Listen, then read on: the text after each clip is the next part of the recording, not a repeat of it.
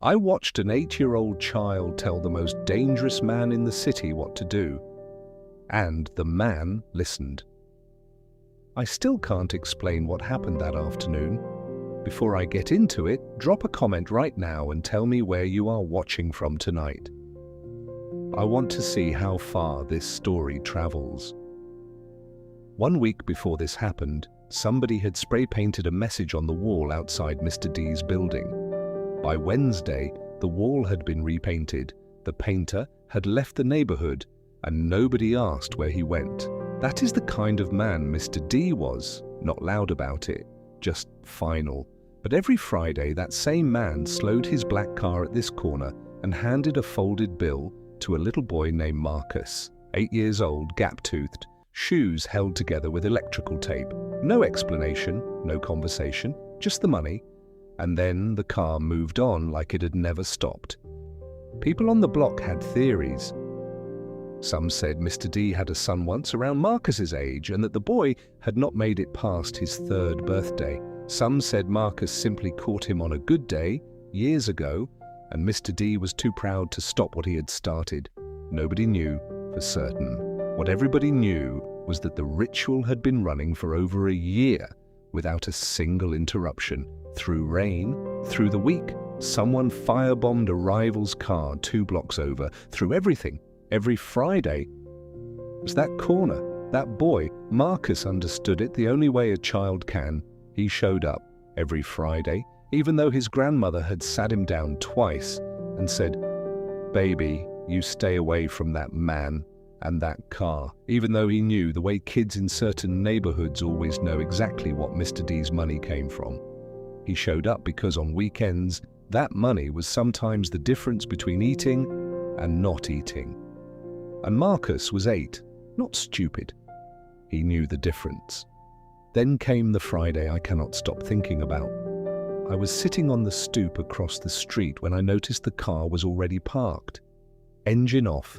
That never happened. Mr. D never parked. Something about it made me sit up straighter without knowing why.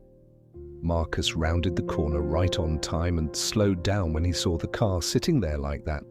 I watched him stop. I watched him think about it. He actually took half a step back and I thought, good, smart kid, go home. He didn't go home. He walked to the window. It came down slowly and I could see from across the street that something was wrong with Mr. D's face. Wrong in a way I couldn't name immediately, but felt in my chest. His shirt collar was soaked dark.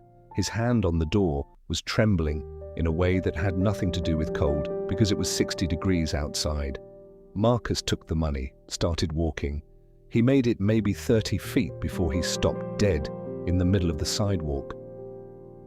I watched him stand there, 10 seconds, maybe 15, long enough that a woman walking past actually stepped around him like he was a piece of furniture. Marcus told me later that his grandmother's voice was going off in his head right then. Not the warning about Mr. D, a different memory entirely. His uncle on the kitchen floor 2 summers ago, that same wet grey colour, that same shallow breathing that sounded like work. His grandmother pressing orange juice to his uncle's lips and explaining afterward very calmly what the signs looked like and what you do when you see them. She had made him repeat it back, made him practice, the way she made him practice everything that mattered.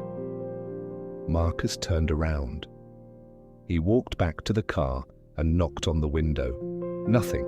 He knocked again, harder, the kind of knock that has a decision behind it. The window came down and Mr. D looked at him with eyes that were starting to lose their focus, and his voice came out slower than it should have when he said, "Go home, kid, I'm fine." Marcus said, "I don't think you are." Mr. D's jaw tightened. He said, "I told you to go home." Marcus said, "Are you diabetic, sir?" The silence after that was so complete I forgot to breathe.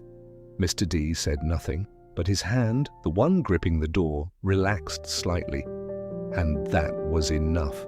Marcus ran to the corner store and told Mr. Huang he needed orange juice right now. It was an emergency. He would pay him back tomorrow. Mr. Huang reached under the counter without asking a single question. Marcus grabbed the bottle and was already running before Mr. Huang had fully turned around. I should tell you, from my stoop across the street, I had no idea what Marcus was doing. I just saw the boy take off running and the car sitting there with the door slightly open, and I felt something shift in my stomach. Two other people on the block had noticed by then, an older man standing outside the barber shop, a woman on the second floor with her window open. None of us moved. I am not proud of that, but that car, that man, that name, it had a gravity to it that kept your feet planted without you consciously deciding to stay put. Marcus came back alone. He opened the car door without being invited, sat down in the passenger seat, cracked the bottle open, and held it out. "Drink this," he said. Mr. D looked at the bottle, then he looked at Marcus, then he turned his face toward the windshield and said nothing. His hand did not move. Marcus waited 3 seconds and said it again, quieter this time, but somehow firmer. "Drink this, sir." Mr. D pushed the bottle away. Not hard, but deliberately, Marcus pushed it back. They held that standoff for a moment that felt much longer than it was, a child's hands pressing a bottle of orange juice toward a man who had never once in his adult life been told what to do by someone who didn't regret it. And then something went out of Mr. D's eyes.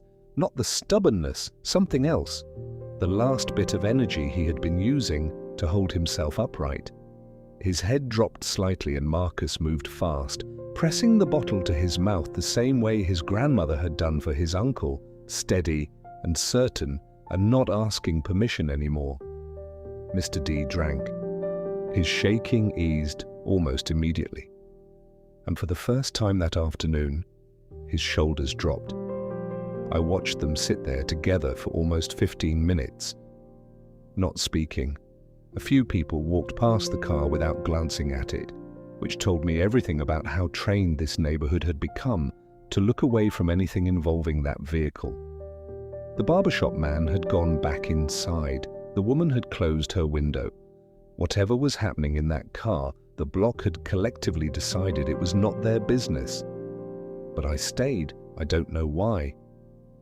Something about Marcus sitting in that passenger seat like he belonged there, small and certain and completely unafraid, made it impossible to look away. The color came back to Mr. D's face slowly, the way dawn comes, first just a suggestion of it, then undeniable. When he finally spoke, his voice was different, quieter. He asked, "How did you know?" Marcus told him. His uncle, his grandmother, the kitchen floor. "She made me practice," he said. "She said you never know when you'll need to know something." Mr. D sat with that for a long moment. Then he said, "Your grandmother sounds like a serious woman." Marcus said, "Yes, sir." "She is." Mr. D looked at him with an expression I had never seen on that face before. He said, "Nobody has told me no in 20 years," and meant it like a confession. He told Marcus to go home. Marcus went home. For 3 weeks after that, nothing changed visibly. The car came on Fridays. The money changed hands. No envelope, no speech. But Marcus told me later that something was different, something small he couldn't quite name. Mr. D had started making eye contact when he passed the money over. Before he would look straight ahead, like the exchange was a reflex. Now he looked at Marcus directly, just for a second, before the window went up. It was a small thing, but Marcus noticed. He was 8. Children notice everything adults think they are hiding. Then one Friday, the envelope was there. Inside was enough to cover Marcus's school fees through graduation, not the year, through graduation.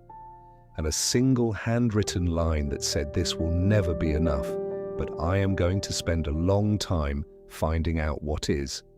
Today, Marcus has spent 11 years pulling strangers back from the edge in an emergency room. 11 years of doing exactly what he did on that sidewalk, moving toward the thing most people instinctively move away from. Marcus and I stayed in touch over the years. He told me once that he chose this work because somebody taught him early that knowing what to do in a crisis is one of the most powerful things a person can carry.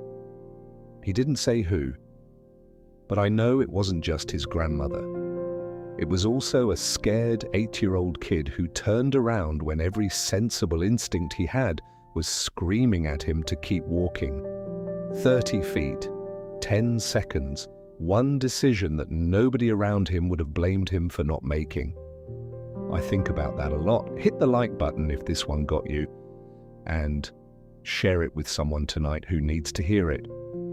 If you are new here, subscribe, because this is what we do every single week. Stories that stay with you long after the screen goes dark. I will see you in the next one.